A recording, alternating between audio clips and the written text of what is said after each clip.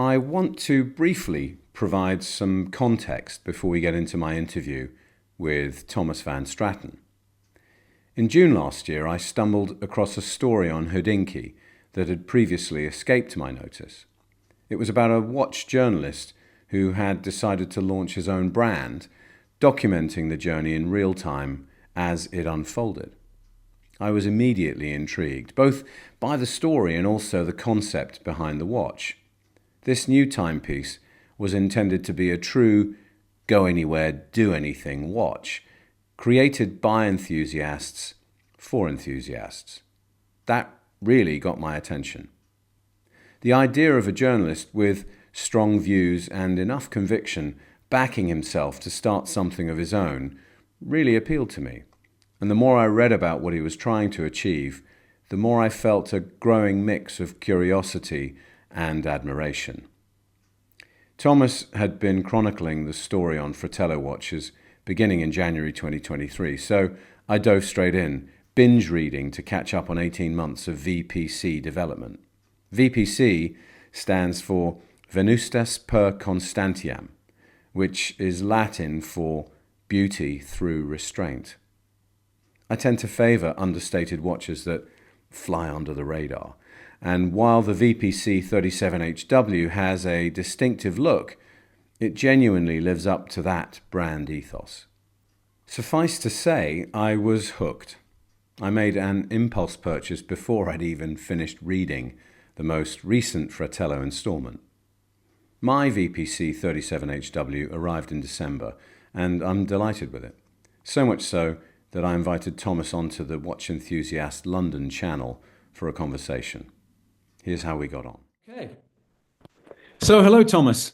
I'm really thrilled to sit down with you today, not just as an interviewer, but as someone who's proudly wearing my VPC Type 37HW on my wrist. I've followed your VPC journey on Fratello, and what struck me most isn't just the watch itself, though it's a beauty, but the way you've built it. It's transparent, personal, uncompromising. And it's rare to see someone pour so much of themselves into a brand and then share that process so openly. And that's why I wanted this conversation to be a little bit different, not another rundown of specs or design choices, but a chance to dig into you.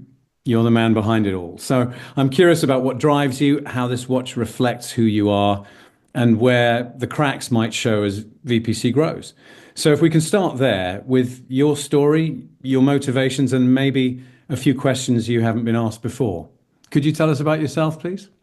Yeah, sure. And thank you very much, first of all, for having me on your channel and for your very kind words.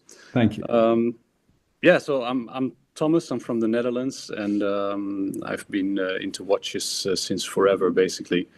But I started life in consultancy in consumer behavior, so a very commercial profession, basically.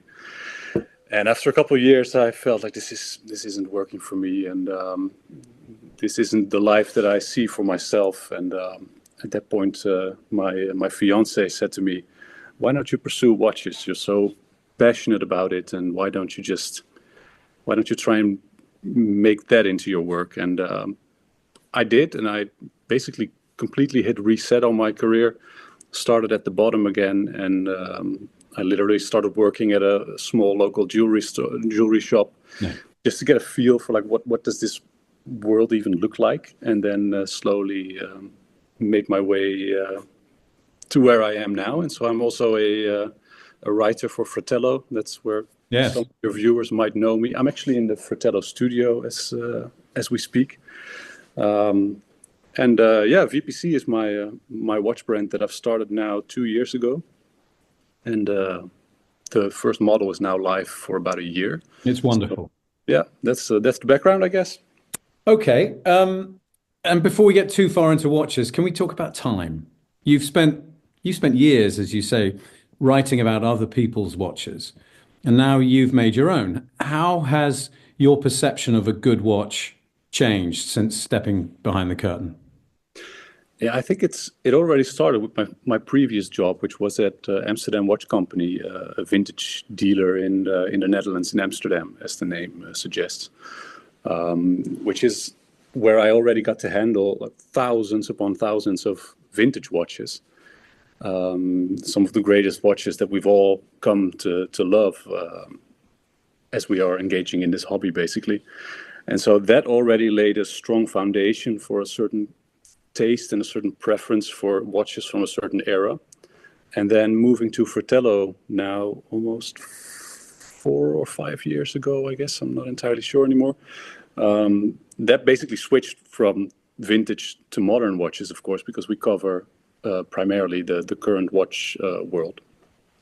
And I just got to handle so many watches and so many great watches and so many not so great watches that slowly but surely in my mind I started to sort of develop this idea of what my dream watch would be. Yes. And it didn't quite exist. And so then very slowly but surely the idea started to develop, like what if I just set out to try and make it? And that's been the whole philosophy behind VPC. Is really quite simple. It's I just do what I want to have in this world. Very few people get to do that. Sorry? Very few people get to actually do that, but yes, yeah, you appear to be doing it and well. Yeah, well, it's still the judge is still out on how well it'll actually mature. It's still very much a fledgling company in that sense, but yeah, at least I'm enjoying it, and the watch did come out as my personal dream watch, so that's another really good thing, I guess. So does this current watch, the Type 37HW, does that represent what you consider to be? Did it meet your expectations of a good watch? Yeah, it did. It was like what I wanted to see was it was a ton of things actually that sort of combined to be what this is. At the core of it, I wanted to make this sort of Gada style watch. I've written a book on vintage Rolex Datejust before, so you can already sort of see where my preference is in terms of genre. And so I wanted to make a watch in that genre, but I wanted it to be more sporty, but also still elegant. And then this idea came up for a one-eyed panda dial, and also for a hand winding watch, because you don't see hand winding watches in this genre too often. And from there on, it just developed. And it's in the philosophy behind how we make it as well. Like, for instance, I think a daily wear watch should be very easy to maintain, yet feel very high end. So it made sense for me to really go super high end on the exterior, yet stick with a fairly simple Sedita caliber that any watchmaker can service. So you're not sort of stuck with me, and I don't charge people exorbitant servicing costs like you would with many sort of in-house calibers nowadays. So those sorts of things, like how I feel a watch like this should be packaged, basically, that was all done just the way I want to see it and the way I would want it as a consumer. And so in that sense, it's really created in my image, and it's really how I feel it should be, which makes it very easy to interact with people as well, because it's just I'm so fully squarely behind it that it's very easy to defend my choices in that sense. And do you live your life typically doing what you want to do? It's interesting that your other half, your partner, sort of triggered you to follow your passions, follow your dreams. But have you been suppressing that? Have you always managed to sort of do what you wanted to do throughout life, or have you just decided I'm big enough and ugly enough to have a go? Yeah, well, the latter, I guess. I've always been quite responsible with everything and making the smart choice, so to speak. But then when you find yourself unhappy after the umpteenth responsible choice, you have to wonder, like, is this really responsible? Is this really the way it should be? And well, starting a watch brand certainly isn't responsible in many respects, which I'm sure we'll touch on some of those yes. later. But yeah, it's brought me so much more joy, and it's so much more fun, and it's infinitely rewarding. So yeah, I'm never going back in that sense. So far, so good. So Yeah. which watchmakers or designers have had the biggest or most significant impact on your design philosophy and your approach to watchmaking? I don't think it's a single one. It's more an era that's inspired me. I always say that VPC watches are sort of rooted in mid-century watch design. Yes. So that would be mid-century of last century, obviously, but translated to today. And to a large extent, I have my own designer, Max Resnick, to thank for that. He's a fantastic freelance designer, and he really helped me bring my original ideas, which were a little bit more vintage. Yeah, there he is. Which was a little bit more vintagey, and he helped me, like, what if we could take those ideas and evolve them and make it look as if this watch is a natural evolution of a watch that's been around for 50 years. And so he really infused it with a much more modern aspect as well. And that has now become the core of the brand, basically. Have there ever been times where Max and you have not agreed? You want to do it your way, and he said, do you know what? I think this, and you had to say, look, Max, no. Has that ever cropped up? Well, Max is much more professional than I am, so he would he's much more tactical at that sort of stuff than I am. I tend to be very blunt and very Dutch in my replies to his proposals. But what he does really well is sort of propose different directions. Like, look, you've asked for this. I've sketched exactly what you proposed, but I also think you might like this. And then he nudges me a little bit, and he's very diplomatic about that sort of stuff. So we never clash about it, but he still kind of massages me in a different direction every now and then. But yeah, he's completely integral to the brand, and I completely rely on his professional judgment as well. He's I'm kind of infamous for not taking any outside opinions to heart, but his is one of the very few that I rate very highly. So his influence is massive. Very good. So you described in one of your writings the Type 37HW as an artistic expression that you had to let out. And now that it's out in the world, did it give you the closure or the satisfaction that you expected, or has it raised more questions than it answered? Oh, that's a really good question. In a sense, it did. Especially because what I really love about this is that I can infuse the watch with everything I have, but when I send it out into the world, it's for the owners to make it matter, actually, weirdly. And so now that I get emails from people who say, like, look, my son is about to graduate and I want to give him one of your watches, or my dad and I are buying matching VPCs and stuff like that. That's so fulfilling, and that really means the world. It's something that I had to sort of let out because it feels like something I want to share with the world, and then the world takes it on and does such meaningful things with it, and that's such an honor. So in that sense, it really did make true on those urges, basically. And your hallmark is a love of detail, and that's something that really appealed to me. Can you give us one microscopic element of the Type 37HW that you obsessed over and that you suspect no one will ever notice? And why did it matter to you so much? Yeah, well, there's a lot that hopefully you do notice, but there's indeed a few that are hard to notice.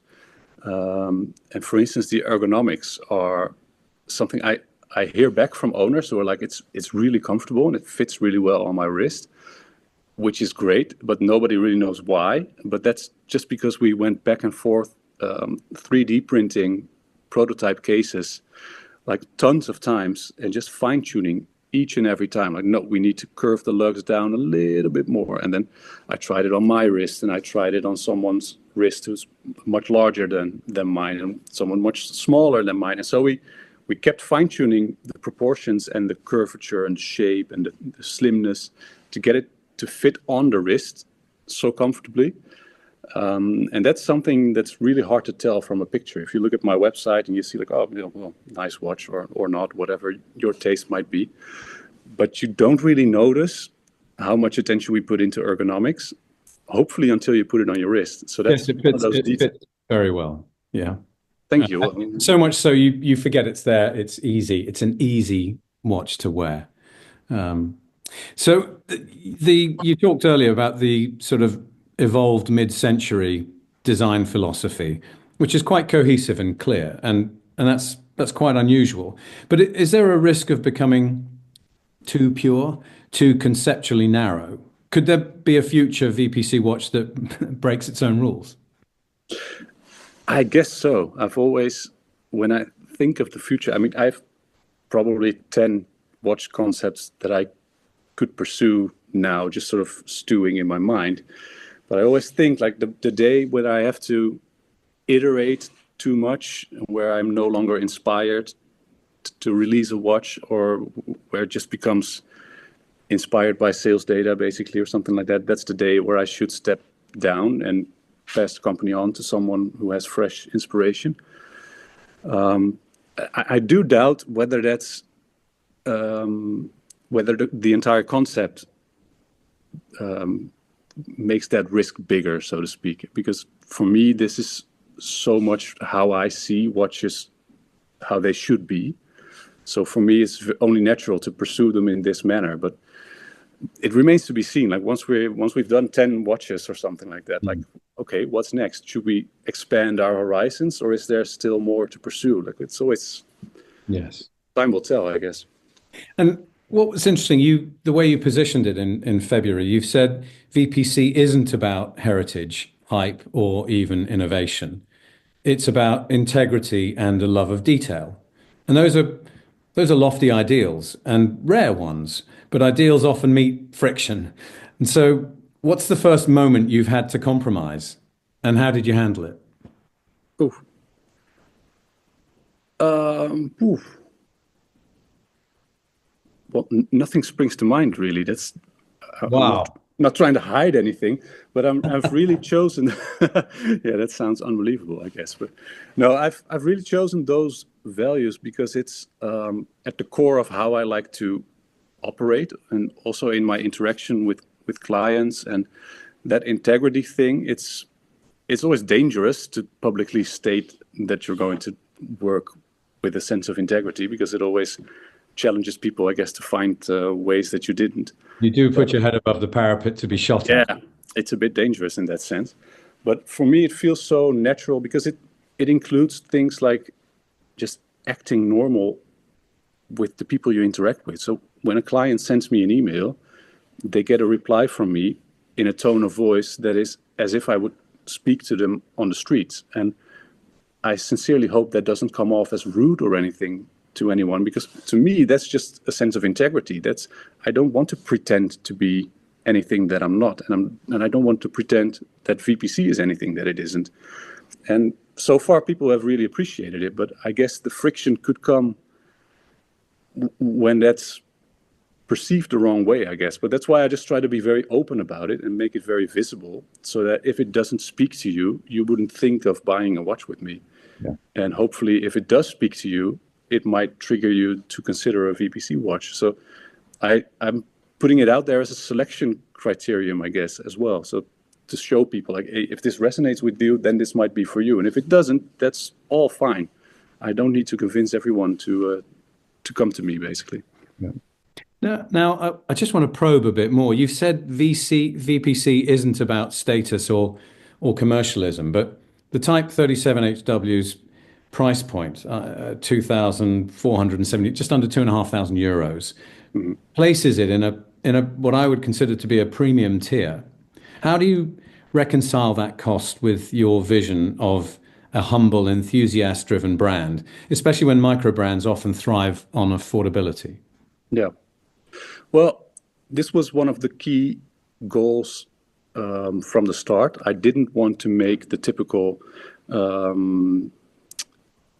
compromises that you have to make if you want to go sub €1,000. And that's in the design already, and it's certainly in the execution of the watch. But the thing is, you can spend that sort of money on a watch because of the way that watch makes you feel, or because of what you think others will feel about you when they see that watch. And my focus is the former of those two. So I want people to have a watch that doesn't jump out at others across the room, but that makes them feel special. Because if you look at it and you interact with it, and you're like, oh yeah, that's a really nice object, but it doesn't come off as showy or as a status symbol in that sense. So to me, that's a very natural combination of elements, basically. Yes, people always, or often, and I say this sometimes, that a watch flies under the radar. Yeah. And this does that better than anything else I've come across. You often speak about VPC as a haven for a certain kind of collector, and I'm flattering myself here. Humble, thoughtful, aesthetically minded. But does that language risk sounding exclusionary? How do you make sure VPC welcomes not just the right kind of enthusiast, but also the curious newcomer who hasn't yet learned that language? Well, to be completely honest, it's okay if it's a little bit exclusionary. I don't mean that in a condescending way, but to me, branding is as much about showing people who it isn't for as it is for showing people who it is for. And I am a niche brand, and I always will be. I make tiny numbers of watches, and I hope to grow a little bit, but I don't aspire to have a big watch company. And so I think the power is in the specificity. If I get too broad in my appeal, I think I'll lose the power that VPC could potentially have. And I think as long as it's honest and with integrity as my ambition is, and it's friendly, then I think newcomers will still feel welcome if something in that recipe resonates with them. So I think it's actually quite okay if it's exclusionary, as long as it's in a sort of positive and friendly way. Not quite Philippe Stern. There we go. Let me refrain from comments. Yes. So you framed VPC as an artistic expression, but watchmaking is also a craft with technical demands. Has there been a moment where the artist in you clashed with the need for practicality, like the hand-wound movement with a screw-down crown? And how did you resolve it? Well, that one was actually quite easy because it's rare, but it's been done before. There's Rolex Oyster Perpetuals from the past who had it. There's the Panerai Radiomir that has it. So it's actually a pretty basic feature that can be just an uncoupling and then it's done. But to me, it's crucial to see where my strengths are, and I think I see myself sort of as a hub within a creative wheel, I guess. So I find the right people to execute this sort of central vision that I have. And so Max Resnick is a crucial aspect in that, but also my manufacturers and suppliers. And I'm not a manufacturer, so I could be really into the technical details, but that's not really where my drive comes from. My drive comes from the creative ideas and like, what should this watch be conceptually? And then it's always a challenge because Max and I start off developing the dream watch. Basically, we go like, okay, this is the ultimate idea that we have, and then I take it to my technical partners, and then they are usually a little bit shocked, like, oh man, but how can we execute this? How can we actually make this?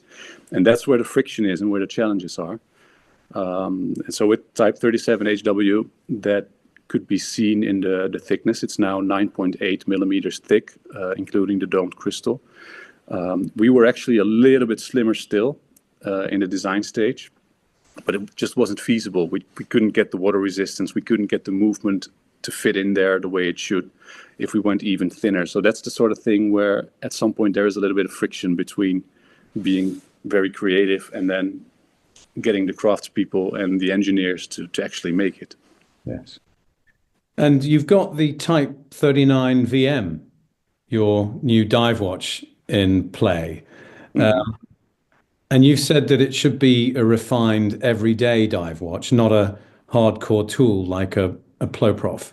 but dive watches often carry a rugged, adventurous aura that's quite hard to shake. So how will you ensure that yours stays true to VPC's beauty through restraint without feeling like a dress watch in disguise? Yeah, that's an interesting one. It's we're finding now that, okay, are you willing to go a little bit deep on design? Yeah, sure, go for it. Okay. We're basically taking the Type 37 HW mid-case shape, and we're growing it a little bit from 37 to 39, 39 and a half maybe. And then, well, you would think stick a dive bezel on it and done. Well, that's not entirely the case. But we're making it so that you can actually exchange the bracelet from the current model with the Type 39, so that if you have both, you can just swap bracelets between them. And that sort of stuff already dictates quite a lot in your design.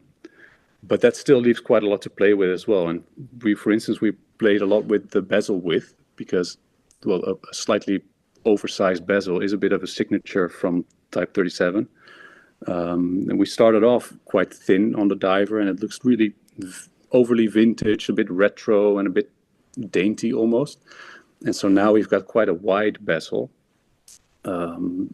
which gives it a quite muscular appearance. But at the same time, we ditch a whole bunch of real sort of tool watch features, like for instance, the dial text. There will be no printing above 6 on our watch, which gives it a really clear, clean, almost dressy appearance. It's really funny how much of a difference that makes.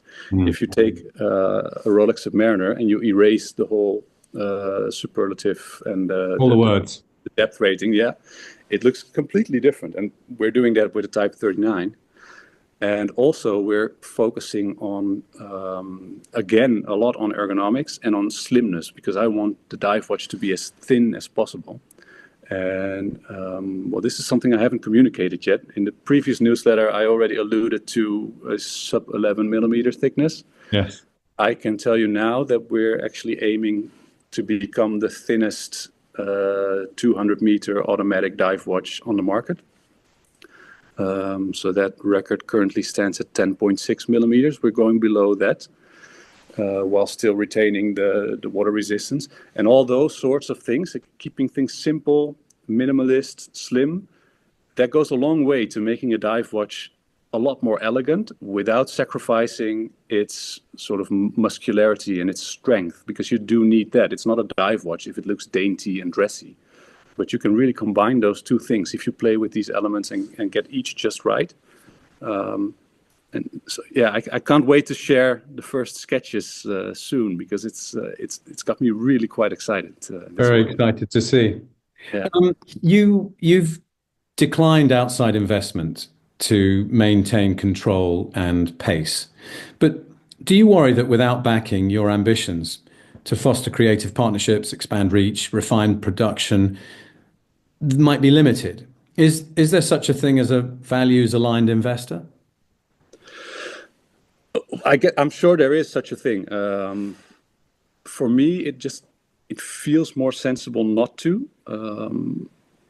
At the moment, I'm not living off of VPC. It's still very much a passion project, going overly serious by now. But I really value sort of organic growth. As I said before, I'm not aiming to become a big watch company. I'm perfectly fine being niche. I do need to get a little bit bigger, because that just gives you more say with suppliers, and it gives you a little bit more room to operate and to also fine-tune your servicing. For instance, if you want to be really lenient with warranty issues and stuff like that, you need to be at a certain scale to safely do that. So I need to be a little bit bigger, but not by too much. And I feel like organically growing there and being a little bit frugal along the way is a very sensible way to create a very solid small company. And that, to me, feels like a much more like a healthier solution than to have an injection of capital now, pump it all into marketing, blow everything up. And that feels like it might inflate things if I do that at this stage. Yeah. You've You've poured so much care into the Type 37HW's details, and it's clear these watches are built to last, emotionally and physically. But longevity also means planning for repairs down the line, like extra hands or dials, for instance. How do you weigh the cost and complexity of producing those spare parts now against your lean, small batch philosophy? Or is ensuring that future serviceability just another layer of the integrity you're chasing? Yeah, the last thing. It's actually a key priority for VPC, because I know people have legitimate concerns when buying from a young or a very small watch brand. Like, okay, what if the brand might not make it and I have an issue 10 years down the line? Those are legitimate concerns. And even if the brand is around, like how's their architecture in terms of serviceability of all the watches? And so I try to tackle it in a few ways. First of all, is the selection of calibers, which is very much so that any watchmaker can service them and source parts. Yeah. But then everything except the caliber is completely custom. So if you need a new tube or a crown or a handset or a dial, that's all custom to VPC.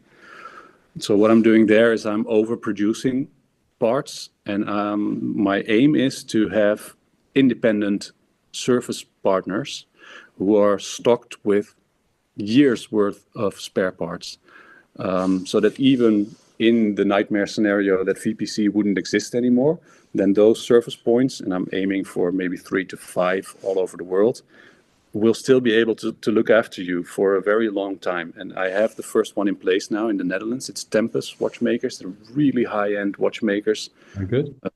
They do Cartier and Rolex usually. They're now committed to being the first of these service points, and the key is in the independence. So you can approach them, their name is on my website, you can approach me and I can arrange it for you, or you can approach them directly and they have to store the spare parts in stock and they can service the watch. So that's a really crucial part for me, and this is again part of that integrity, because this is, from a business perspective, a stupid thing to do, because people can get their watches serviced and it'll make me no money at all.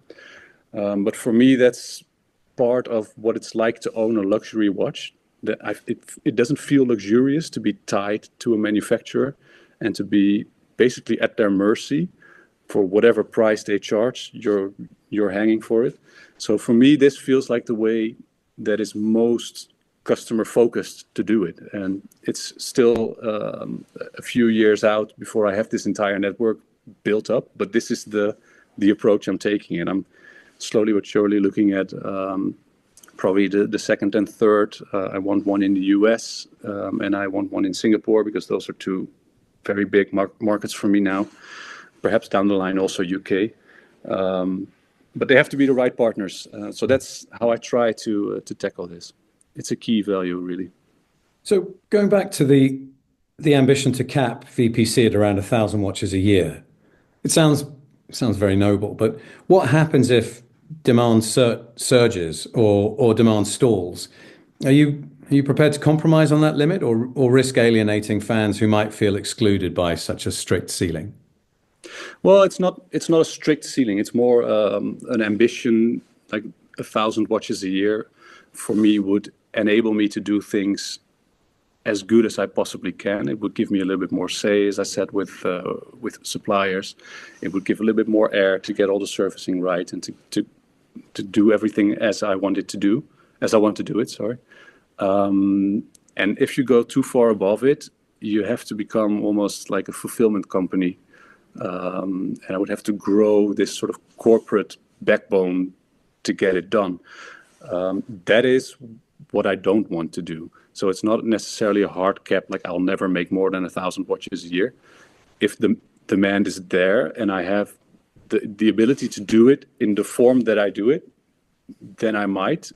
But I know, like, if you go to 5,000, 10,000 watches, you really become a very, very different company. And for me, there's no value in that. I could make more money, but well, how much money do you really need if you're doing what you like to do and it can make you a healthy living?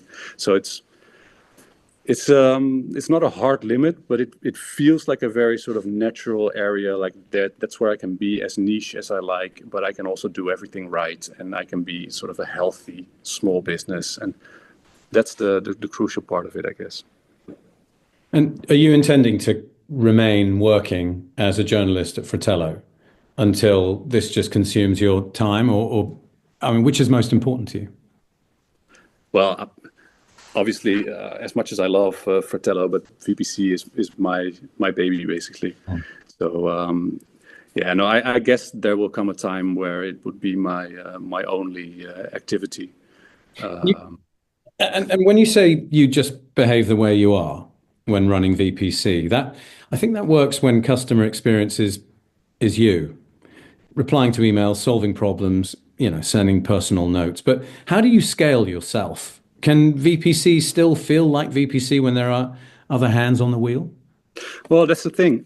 I can scale myself to 1,000 watches. I sort of know I can. Beyond that, it will become quite different. So I'm not sure if that's what I want, like for myself either. Like professionally, is that what I want to do? Do I want to become a manager rather than the execution the execution guy, basically? So yeah, I guess that's why I don't want to grow beyond that. I want that experience to be like that. And then also, I think if you get at some point a few more hands on the wheel, guarding that prime characteristic that is VPC, I guess that's crucial. But yeah, I guess it's always a risk when you grow a small business. But for me, it's why I want to stay a small business, basically. And when you say customers make it matter, that emotional connection's everything. But not everyone will connect with the watch on that level. So what happens if someone simply likes the look and wears it casually and never thinks twice? Is that still a success to you? Yeah, of course. I mean, to each their own. I'm not here to tell people how to experience their watch, but I guess the most rewarding part for me is to make something that matters to people, and that's where the real reward is. So yeah, I don't know, but it's still it's not up to me to decide how others enjoy their watch. But I think if I put the love in, people tend to feel that. I hope people feel that this isn't a watch that came about through analyzing sales data in an Excel sheet and coming up with the next SKU, basically. And I think that makes it matter to people a little bit more as well. If you feel that love that's gone into it, you're more likely to make it matter as well, I guess. So the new Type 39 VM swaps the hand-wound charm of the 37HW for an automatic movement. Yeah. Practical, yes. But it's a shift from your sort of initial personality. So what drove that choice, and how do you keep the VPC soul intact when the heartbeat feels a bit more conventional? Yeah, it's not that I necessarily always prefer hand-wound watches. It's within this genre. I really wanted to see a Gada watch with a hand-wound movement. But for me, when I think of my dream dive watch, then I don't necessarily associate that with a hand-wound movement. So for me, it feels logical to have the hand-wound Type 37 and then the automatic Type 39. And that's, for me, that's not a compromise in any way. So when the watch world often rewards scarcity, hype, and perceived exclusivity, and VPC seems to want the opposite. You want intimacy, humility, transparency. Is there a risk that being understated by design limits your reach or invites commercial invisibility? And how do you plan to make VPC heard without playing that game? Yeah, that's a big challenge. That risk certainly exists. And I'm already feeling that now. It's quite challenging to keep the spotlight on something like this, even if I am a Fratello editor with perhaps a little better access to the media than most watch brand owners. But yeah, it's not the easiest story to sell, basically. That's very true. And I guess that's also why very few people do it, because it's much easier to do something that's quite loud and quite screamy. But then again, we're talking, like I'm now at 300 watches a year. We're talking a dream scenario of 1,000 watches per year. That really doesn't require that much attention. You really only need a very small group of people who are really into it to sort of get it and to connect with it. And that's the group that I'm very slowly but surely building now. And it's not hype based, and it's not. I mean, I told you that I was a consumer behavior consultant, so I know all the tricks in the book, and I see all the watch brands do them, and I've basically grown completely sick of it, and I really don't want to do it with VPC. So yeah, am I shooting myself in the foot? Perhaps, but I still think it's just like with the investment part. I think slow and steady is the way, and people will one by one come in, and we'll see if it's enough over time. So in other facets of your life, are you just as discerning? Are you just a really picky customer when you go into a restaurant or wherever you are? Are you a very discerning sort of fellow, or is this just about watches? No, I have quite an obsessive nature, I guess. When something interests me, I bite into it and I don't let go, and I go completely overboard. And everyone in my environment says like, "Oh, can you please talk about something else?" So yeah, it's part of my nature, which is also why it feels so personal, because VPC is just basically another name slapped on my being. So yeah, it's just the way I am, I guess. And the last one of the ones I've written down anyway, imagine someone 10 years from now inherits a VPC watch and they weren't around for the launch and they don't know you. What would you hope that watch says to them, if anything at all? I really hope that it connects them to whoever they inherited from. That's because then it's been given the meaning for which I can only give it the potential, and then the owners really do give it that meaning. And if that happens and it becomes an object they love because it connects them to something, then that's the most rewarding part, I guess. And then it's not about me or about my company, but it's about them and their story. And I think that's as beautiful as it can be when you make stuff. I mean, after all, it's just matter. It's just steel and sapphire and brass. But if you can give it that meaning, then that's how much better can it get. Thank you. Thomas, is there anything that you want to share that we haven't touched on, or anything you want to say to people who might be listening in still?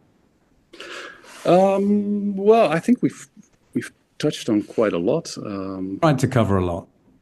We did, yeah. Anything about the new 39 VM that you're wrestling with at the moment? Wrestling, well, I'm quite inspired for going very thin with the watch while still being very rugged and 200 meters water resistant. And I know that's going to be a bit of a wrestle later on, because the people building the thing will struggle a bit perhaps. But otherwise, no, it's all just really exciting. We've teamed up with Samuel Baker again, the typography designer who did the VPC monogram and also the word mark, the Venustas Per Constantiam word mark, and the typography on the case back. He's now back to do the typography for the bezel, because obviously typography on a bezel is very different from dial typography.